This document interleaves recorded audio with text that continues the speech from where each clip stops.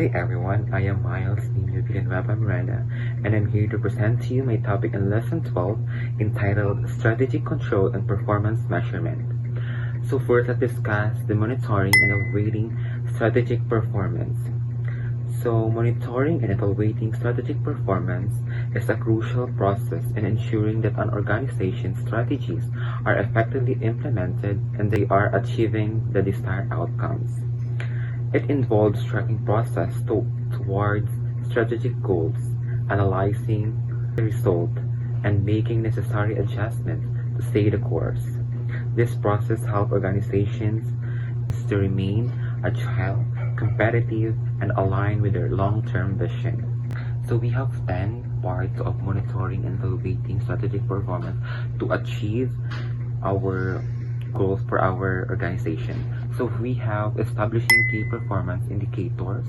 Second, we have setting up a monitoring system. Third, we have performance review meetings. Fourth, we have evaluating strategic performance. Taking corrective plan for our fifth. For our sixth, we have feedback mechanism. 7, benchmarking. 8, we have risk management.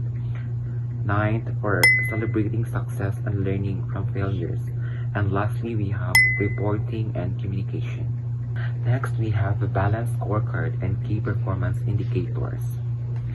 A balanced scorecard and key performance indicators, or KPIs, are powerful tools that help organizations measure management and improve their strategic performance, while KPIs are specific metric used to track a performance of various functions within organization.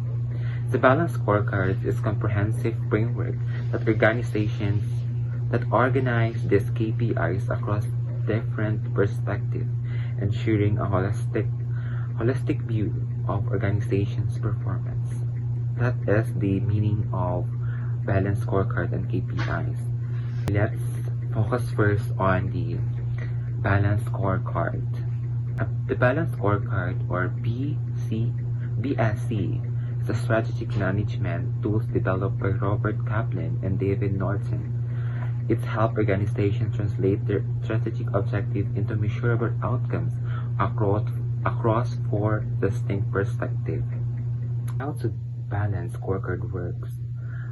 The BSC integrates these 4 perspectives into a cohesive framework that aligns organizational activities with strategic objectives. It provides a balanced view of performance by incorporating both financial and non-financial metrics, encouraging organizations to focus not just on short-term financial outcomes, but also on a long-term value creation. So what is the benefits of scorecard? First, we have aligns activities with strategic goals. By translating strategic objectives into specific, measurable targets, it ensures that all parts of the organization are working toward the same outcomes. Next, we have improved communication and focus. The Balanced Scorecard communicates strategic priorities throughout the organization, helping departments understand how their actions contribute to overall goals. Third, we have facilitates performance reviews. It allows the regular monitoring of progress in key areas, making it easier to spot gaps and take corrective action. And lastly, encourage long-term thinking by balancing financing performance with operational efficiency, customer satisfaction, and organizational learning. It supports sustainable growth. Key performance indicator. Key performance indicator are specific, quantifiable metrics that organizations use to track progress towards strategic goals. KPIs are tailored to reflect what is most important to the organization and help gauge how effectively an organization is achieving their business objective. So, and KPI should SMART, S for specific, clearly defined, to measure a particular objective. So specific, we need to be specific and determine or to define, to measure our particular, or we need to specific to our objective. M for measurable, quantifiable, so progress can be tracked over time. We have achievable, realistic, given available resources and constraints. So achievable, we need to achieve all our goals for our organization or company. Next, we have relevant, directly tied strategic goal. And lastly, time bound, track within specific time frame, daily, weekly, monthly, or quarterly. I have here the examples of KPIs by balanced scorecards perspective. So first we have financial perspective KPIs. Under financial perspective KPIs, we have 4. So first we have revenue growth rate, measures the increase in revenue over specified period. Next we have net profit margin, the percentage of revenue remaining after all expenses have been deducted. Third, we have return on investment, the profitability ratio that shows the revenue generated on investment. And lastly, we have cost to income ratio, compares operational cost to revenue generated, showing the efficiency of cost management.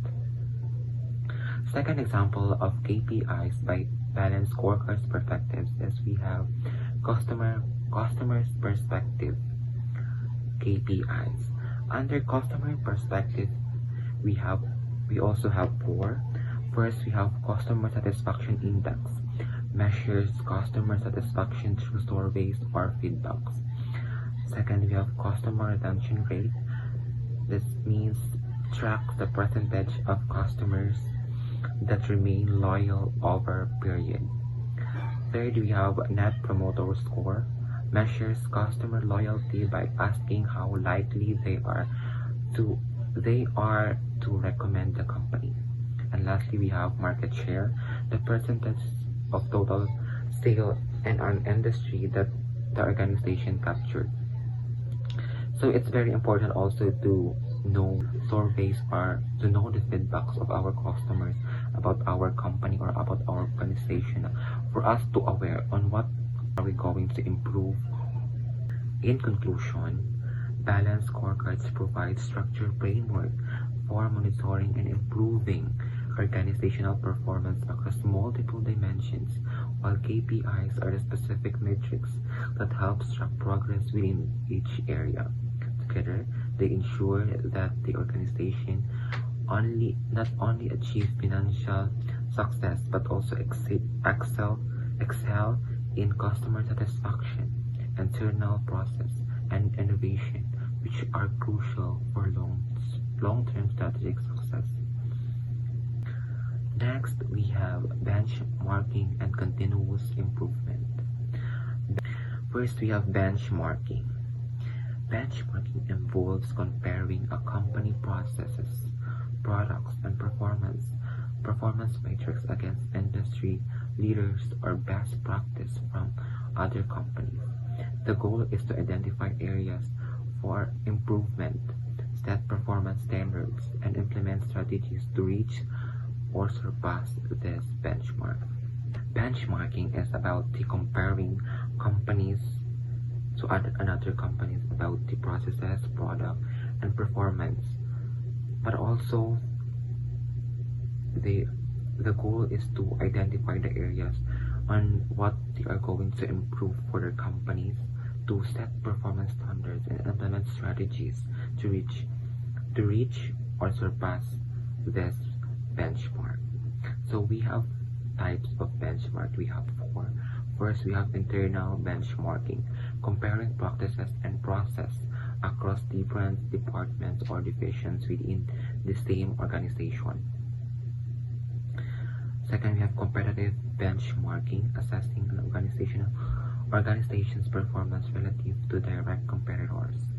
Next, functions benchmarking, comparing similar functions or processes across industries. And lastly, we have strategic benchmarking, comparing strategies with those best-in-class organizations to improve long-term strategy. So we have benchmarking process. First we have to identify what to benchmark. Second, identify benchmarking partners. Third, we need to collect and analyze data. Fourth, we need to implement changes. And lastly, we need to monitor progress to regularly assess the impact of the changes. So next is continuous improvement. Continuous improvement is an ongoing effort. It's an ongoing effort to enhance product, services, or process incrementally or over time. Let's emphasize small, frequent improvement rather than large-scale changes. One of the most popular continuous improvement framework is Kaizen, a Japanese term meaning change for better. Continuous improvements, where we have customer focus. All improvement should lead to better customer satisfaction. So when we think about improvement, it's about the customer. It's about the customer satisfactions, right? So it's good for us, for a company, that we have this improvement for the satisfaction of our customer. Next, we have employee involvement. Employees are at all levels are encouraged to suggest and implement improvements. So process optimization, streamline process to reduce waste, defect, and efficiencies. So next is incremental changes, emphasize small, sustainable improvement over time. So incremental, even it's small, but also it's sustainable improvement that can help the organization. Next is use of metrics. Measures performance continuously to identify areas needing improvement. So is that it? Use of metrics improvement. So we have 4. First, we have plan. Identify problems or areas for improvement. So when we are improving, we need also to have plan, or we need to understand or analyze first what is the problem for us to be able to what are we going to improve. Next is to do, implement changes on a small scale. So if we know na the problems, we can start na doing our improvement on that problem. We can start implement changes even on a small scale. Next is to check, analyze the result of changes. So if we are doing if we are implementing that problem, we need to check or analyze the result of the changes. We need also to think if that is good or bad. Lastly is to act. If the changes is successful, implement it on larger scale. If not, refine the approach and try again. So if our changes is successful, then it's good, we can make it larger scale. But if not, we can try again. So in a business, if we're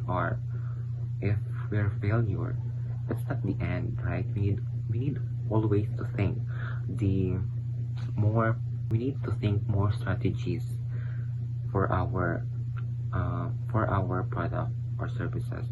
And that's the end of our discussion for lesson 12, titled Strategic Control and Performance Measurement.